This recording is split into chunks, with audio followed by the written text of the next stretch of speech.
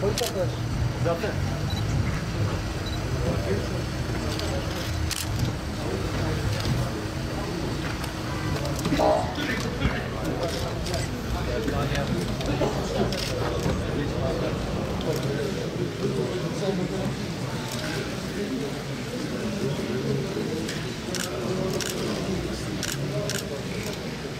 Tamamız arkadaşlar.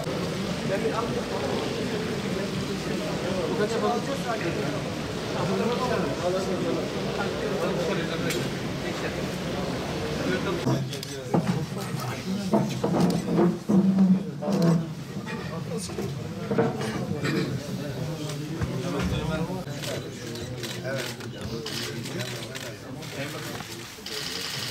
teşekkür ederim. Bunu ben hemen şu bakanlığa götüreyim. Tamam.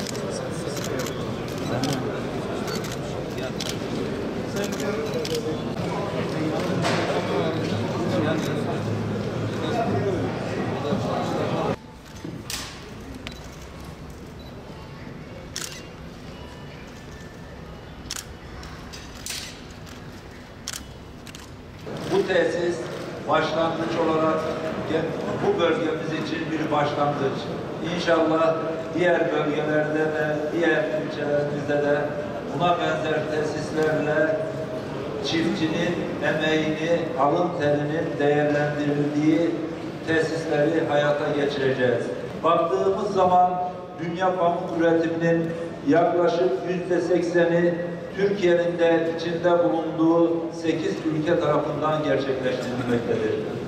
Dünya pamuk veriminin de Türkiye dünyanın ilk 5 ülkesinden biridir. Ve Türkiye %100 GDO'suz pamuk üretimi gerçekleştiren ülkeler arasında en verimli pamuk üretiminin yapıldığı ülkedir. Bakın ben gerçekten hayvanın ithal edilmesine karşı bir kardeşinizim. Ama benim arkadaşlarım, vatandaşlarım et yemek zorunda. 2002 yılında biz iktidar olmadan önce insan başına düşen kilogram olarak 6,1 kilogramken bugün 14,7 kilograma çıkmıştır. Tüketilen kırmızı et miktarı. Ve inşallah plan ve programlarımızı yaptık. Bunu 15 kilograma çıkaracağız. Şu anda üretimimiz yeterli değil. Ama benim insanlarım, benim torunlarım, benim gençlerimin de kırmızı et ihtiyacı var. Bu ithalat geçicidir. Allah'ın izniyle bakın ben size bir kardeşiniz olarak söz veriyorum.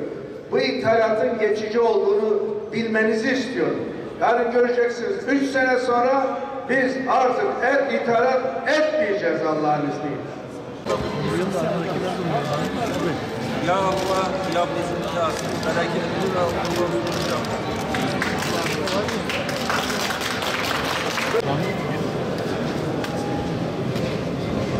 Ya boşver. Ben buradan bak. Dızı dızına daha iyi gelin. Daha.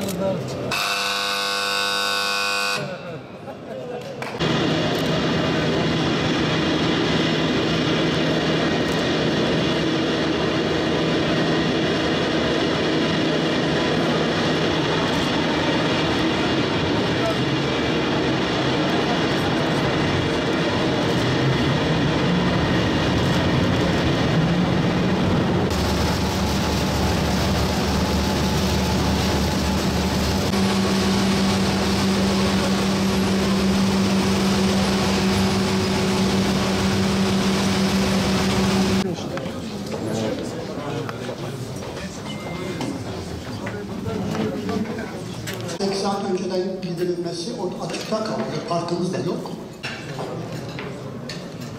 Parke kapatıyoruz. Senin makinesi kapatıyor. He? Tamam. Sen hemen topla senden. Al başla.